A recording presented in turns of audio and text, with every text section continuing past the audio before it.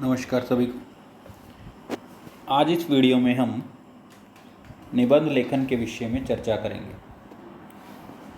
निबंध लेखन गद्य की विधाओं में एक बहुत ही प्रमुख विधा है। निबंध दो शब्दों के योग से बना है, नि तथा बंध, जिसका अर्थ है नियोजित ढंग से बंधा होना, अर्थात सही ढंग से बंधा होना। निबंध अपने विचारों को प्रकट करने का एक उत्तम साधन है, अर्थात जो भी निबंध लिखता है, निबंध के अंतर्गत वह अपने मौलिक विचारों को प्रकट करता है तथा उसे इस बात की पूरी आज़ादी होती है कि वह अपने मौलिक विचारों को उसमें प्रकट करे। निबंध के अंग। निबंध के कुछ अंग हैं जिन्हें निबंध लिखते समय ध्यान रखना चाहिए। सबसे पहले है भूमिका। भूमिका में विषय का परिचय दिया जाता है तथा पाठ को आकर्षित करने के लिए रोचक ढंग से बात कही जाती है, अर्थात हमारे निबंध का जो भी विषय है, भूमिका में उस विषय का परिचय दिया जाता है कि हमारा निबंध किस चीज़ से संबंधित है तथा हमें अपनी बात को इस प्रकार से प्रकट करना होता है कि पढ़ने वाले को उसमें रुचि आए। दूसरा अंग है विस्तार। यह निबंध का मुख्य अंग है।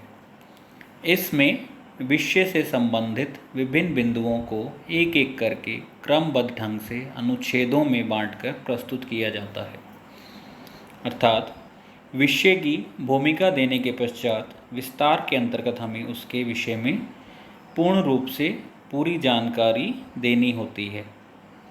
उसके लाभ, हानियाँ या अन्य किसी भी तरह की जानकारी जो हम देना चाहते हैं, वह हमें विस्तार के अंतर्गत ही देनी होती है तथा उसे हमें अनुच्छेदों अर्थात अलग अलग पद्यांशों में बांटकर प्रस्तुत कर सकते हैं। तीसरा अंग है उपसंहार। यह निबंध का अभिन्न अंग है। इसमें निबंध में कई बातों को सारांश के रूप में प्रस्तुत किया जाता है, अर्थात भूमिका तथा विस्तार में हमने जो कुछ भी अपने निबंध के विषय के बारे में बताया होता है, उपसंहार में हमें उसका सारांश रूप बताना होता है। इस प्रकार निबंध के ये तीनों ही अंग अत्यंत महत्वपूर्ण हैं तथा निबंध लिखते समय हमें इनका ध्यान रखना चाहिए। निबंध लिखते समय कुछ अन्य बातें भी हैं हमें जिनका ध्यान रखना चाहिए, वो इस प्रकार हैं। निबंध निर्धारित शब्द सीमा के अंतर्गत ही लिखा गया हो, अर्थात हमें जितने शब्दों में निबंध लिखने के लिए कहा गया है, हमें उस शब्द सीमा का ध्यान रखना चाहिए। जैसे 100 से 150 शब्दों में अगर हमें कहा गया है तो हमारे शब्द 100 से 150 के बीच में हो सकते हैं, 120, 125, 140, ना ही हमारे शब्द 100 से कम हों और ना ही 150 से ज़्यादा हों। दूसरा बिंदु है निबंध के वाक्य क्रमबद्ध और सुसंबद्ध होने चाहिए तथा विचार मौलिक हों, अर्थात निबंध लिखते समय हमें इस बात का ध्यान रखना चाहिए कि हमारा प्रत्येक वाक्य आपस में संबंधित हो, अर्थात यदि हमने किसी चीज़ के विषय में एक लाइन लिखी है या एक पंक्ति लिखी है, तो जो अगली पंक्ति हम लिखते हैं वह अपनी पहले वाली पंक्ति से संबंधित होनी चाहिए। तीसरा बिंदु है विषय के अनुकूल सरल या गंभीर भाषाओं का प्रयोग होना चाहिए तथा वर्तनी का ध्यान रखना चाहिए, अर्थात हमारे निबंध का जो भी विषय है, हमें उसी के अनुसार सरल तथा गंभीर भाषा का प्रयोग करना चाहिए कि हमारे निबंध में हमें किस प्रकार की भाषा चुननी है, यह हमें ध्यान रखना चाहिए। इसके अतिरिक्त हमें वर्तनी का भी ध्यान रखना चाहिए, जिससे हमारी गलतियाँ कम हों या न हों तो बहुत अच्छा है। अगला बिंदु है विषय को रोचक बनाने के लिए उचित मुहावरों व उदाहरणों का प्रयोग। अर्थात हम अपने निबंध के विषय को रोचक बनाने के लिए कुछ मुहावरों तथा उदाहरणों का भी प्रयोग कर सकते हैं, जिससे उसमें रोचकता आती है तथा पढ़ने वाले को वह आकर्षित करता है। पांचवा बिंदु है विषय के संबंध में अपने विचार प्रकट करते हुए निबंध का उपसंहार करना चाहिए। अर्थात उपसंहार लिखते समय हमें अपने निबंध के विषय के संबंध में अपने विचार प्रकट करते हुए उसका सारांश रूप में उसे बताना चाहिए। निबंध के अंग तथा इसके लिखते समय ध्यान रखने योग्य बातों के समझने के पश्चात अब हम एक उदाहरण के माध्यम से निबंध को देखते हैं। हमारे निबंध का विषय है मोबाइल फ़ोन सुविधा या असुविधा। तो जैसे कि निबंध के अंग में पहला है भूमिका, तो पहले हमें उसकी भूमिका बनानी होगी। आज के युग को विज्ञान युग कहा जाता है। वैज्ञानिक आविष्कारों ने आज जीवन के हर क्षेत्र में क्रांति ला दी है। वैज्ञानिक आविष्कारों ने मानव जीवन की काया ही पलट दी है। मोबाइल फ़ोन विज्ञान की आश्चर्यजनक अद्भुत देन है।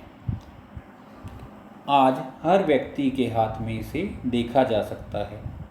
हो भी क्यों नहीं, यह है ही इतना लाभदायक। आज मोबाइल एक मित्र की भांति हमारे साथ रहता है और अकेलापन महसूस नहीं होने देता। भूमिका के पश्चात निबंध लेखन का दूसरा महत्वपूर्ण अंग है विस्तार। अर्थात इसके अंदर हमें अपने निबंध के विषय के बारे में विस्तार पूर्वक सारी जानकारी देनी होती है। जैसा कि हम यहाँ पर दे रहे हैं, मोबाइल फ़ोन के कई लाभ हैं, जैसे इसके द्वारा कहीं से भी किसी से भी बात की जा सकती है, फिर चाहे वह व्यक्ति विदेश में ही क्यों ना हो। किसी प्रकार की विपत्ति पड़ने पर मोबाइल फ़ोन एक सहायक के रूप में काम आता है। किसी दुर्घटना में फंसने पर मोबाइल फ़ोन के द्वारा अपने परिवारजनों को सूचित किया जा सकता है। किसी भी विपत्ति में मोबाइल फ़ोन एक वरदान बनकर हमारी सहायता करता है। इसके अलावा इस फ़ोन के द्वारा समाचार, चुटकुले तथा बहुत सी अन्य सूचनाएं प्राप्त की जा सकती हैं। इसके द्वारा संदेश भिजवाया जा सकता है। इस पर संगीत भी सुना जा सकता है। आजकल मोबाइल फ़ोन पर कंप्यूटर, इंटरनेट, ईमेल की सुविधाएं भी उपलब्ध हैं। इस पर लगे फ़ोटो कैमरे का प्रयोग करके किसी घटना को स्मृति रूप में सुरक्षित रखा जा सकता है। अर्थात जैसे कि हमारे निबंध का विषय है मोबाइल फ़ोन सुविधा या असुविधा, तो हमें उसी के अनुसार इसका विस्तार देना है। अभी तक हमने केवल सुविधा के बारे में बताया, अब विषय के अनुकूल उसकी असुविधा अर्थात उसके कुछ नुकसान भी बताने होंगे। मोबाइल फ़ोन इतना सुविधाजनक होते हुए भी कभी कभी असुविधा का कारण भी बन जाता है। कभी कभी गलत नंबर मिलने पर यह गलत समय पर बज जाता है। कभी कभी बैठकों, सम्मेलनों तथा गोष्ठियों में मोबाइल फ़ोन के कारण बाधा पहुंचती है। आजकल अधिकांश बैंक तथा ऋण देने वाली कंपनियों के लोग मोबाइल नंबरों का पता लगाकर उन्हें अनावश्यक रूप से ऋण लेने, क्रेडिट कार्ड बनवाने आदि के संबंध में फ़ोन करते हैं, जो असुविधा का कारण बन जाता है।